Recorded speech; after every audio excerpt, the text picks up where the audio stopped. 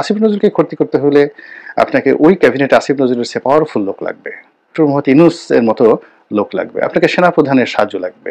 এই মুহূর্তে এই দুজন ছাড়া সেনাপ্রধান এবং আসিফ নজরুল সাহেব মানে ডক্টর মোহাম্মদ ইউনূস ছাড়া আসিফ নজরুলকে কিছুই করতে পারবেন না কেউ। এটা থেকে আমরা সারা দিন কাঁপতে কাঁপতে যদি চোখের পানি ফেলে ফেলি, গড়াগড়ি করে যদি আমরা নিজেদের গায়ের চামড়া খুলে ফেলি, তবুও আসিফ নজরুলের কিছুই হবে না।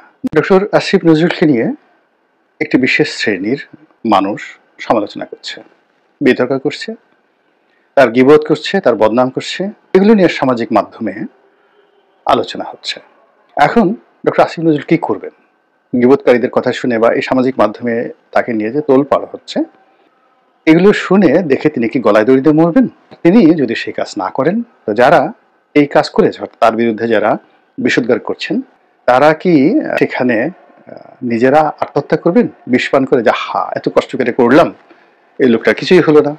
আমাদের সমাজে দেখবেন মশা, মাছি, কীট পতঙ্গ, তাদের কাজই হলো মন্দ জিনিসের উপরে পড়া, মন্দ জিনিস দেখা, মন্দ জিনিস শোনা।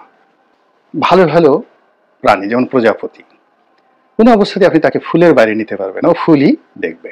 ডক্টর আসিফ নজরুলকে নিয়ে যা কিছু হচ্ছে, আলাপ আলোচনা হচ্ছে, আমি নিজের ব্যক্তিগতভাবে হালকাভাবে আমি তার পক্ষে যে সকল কথাবার্তা অনেকে বলছেন, সাংবাদিকরা, গুণীজনরা, আমি সেই কথাগুলো শুনেই আমি কথা বলছি। কিন্তু তাকে নিয়ে যে সকল ভিডিও তৈরি করা হয়েছে, বদনাম করা হয়েছে, বিশ্বাস করেন আমি এই ধরনের ভিডিও দেখিই নেই, কেবল শিরোনামও দেখিনি এবং আমি দেখবো না।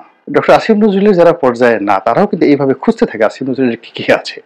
আর আসিফ নজরুলের যারা আপনজন আছেন, আপনজন না, আসিফ নজরুলের সাথে পরিচয় নেই কিন্তু চিন্তা চেতনায় আসিফ নজরুলের সমপর্যায়ের লোক, আসিফ নজরুল সম্পর্কে যা কিছু এই ভিডিও টিডিও যা কিছু যে যারা করেছে, তাদের চেহারাও তারা চিনে না, এই ভিডিও কেউ দেখেনি।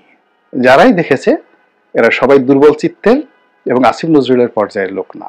আসিফ নজরুলের সাথে এক টেবিলে বসে খাবে না, এক টেবিলে বসে আলাপ আলোচনা করবে না, কেউ দেখেনি। আসিফ নজরুলের যারা আপনজন পর্যায়ের লোক, তারা এই জিনিসটা দেখেইনি, শুনেছে, শুনে তারপরে এইভাবে তাকে ইন্সপায়ার করার চেষ্টা করেছে বা তাকে বলার চেষ্টা করেছে, কিন্তু কেউ দেখেনি। ফলে কি হচ্ছে, এই ধরনের যে অসামঞ্জস্যকর যে ঘটনাগুলো ঘটে, এতে করে যারা প্রতিপক্ষ তারা কখনোই লাভবান হয় না, এইজলেস হয়ে যায়। তারা তাদের যতটুকু আছে ততটুকু হারিয়ে ফেলে। আমি আমার বৃত্তের দিক থেকে সালমান এফ রহমান, তো সালমান এফ রহমান সাহেব যতদিন ছিলেন তার সাথে পাওয়ারফুল মানুষ বাংলাদেশে ছিল না। তো তার মতো লোকের সঙ্গে ফাইট করে তার অফিসের সামনে দিয়ে রাত্রি 9টা 10টা 11টার সময় সেই ধানমন্ডি 2 নম্বর রোডের সামনে দিয়ে একা একা গিয়েছি, একবার দুইবার নয়, শত শতবার। তার অফিসের সামনে এই ছাত্রলীগ, যুবলীগ, আওয়ামী লীগের বিভিন্ন পান্ডারা 200-250 দাঁড়িয়ে থাকতো। আমি যখন সেখান থেকে যেতাম, তো তারা রাস্তা করে দিত, সালাম দিত, কথা বলতো, অথচ আমি তাকে গালাগালি করছি, সবকিছু করছি। উনি তো কোনোদিন আমার সামনে পড়তে সাহস পাননি।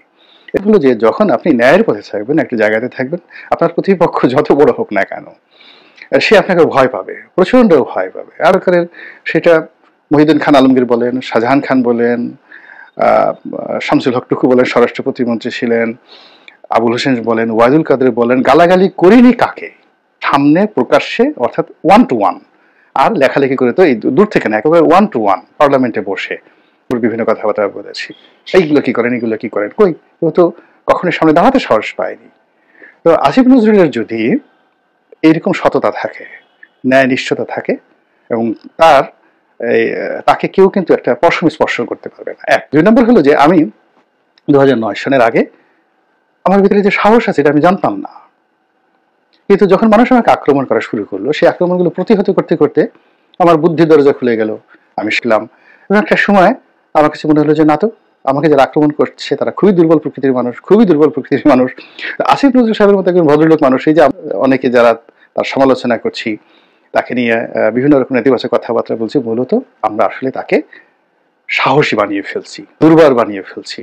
তিনি তার অবস্থানে পাকাপোক্ত হচ্ছেন, তিনি আরো শক্তিশালী হয়ে যাচ্ছেন, আরো বেপরোয়া হয়ে যাচ্ছেন। যারা এই সমস্ত বেজলেস কথাবার্তা বলছেন এবং রুটলেস কথাবার্তা বলছেন, আপনাকে কাউকে যদি ক্ষতি করতে হয়, সমপর্যায়ে লাগে। আসিফ নজরুলকে ক্ষতি করতে হলে আপনাকে ওই ক্যাবিনেটে আসিফ নজরুলের চেয়ে পাওয়ারফুল লোক লাগবে, ডক্টর মোহাম্মদ ইউনূস এর মতো লোক লাগবে, আপনাকে সেনাপ্রধানের সাহায্য লাগবে। এই মুহূর্তে এই দুজন ছাড়া সেনাপ্রধান এবং আসিফ নজরুল সাহেব মানে ডক্টর মোহাম্মদ ইউনূস আর আসিফ নজরুলকে কিছুই করতে পারবেন না কেউ। এটা থেকে আমরা সারা দিন কাঁপতে কাঁপতে যদি চোখের পানি ফেলে ফেলি, গড়াগড়ি করে যদি আমরা নিজেদের গায়ের চামড়া খুলে ফেলি, তবু আসিফ নজরুলের কিছুই হবে না। আমাদের যারা আমরা এই কাজ করতে চাই, আমাদেরকে বিষ খেয়ে মরতে হবে, এবং এটাই বাস্তবতা। আল্লাহ আমাদের সবাইকে হেদায়েত দান করুন এবং হেফাজত করুন।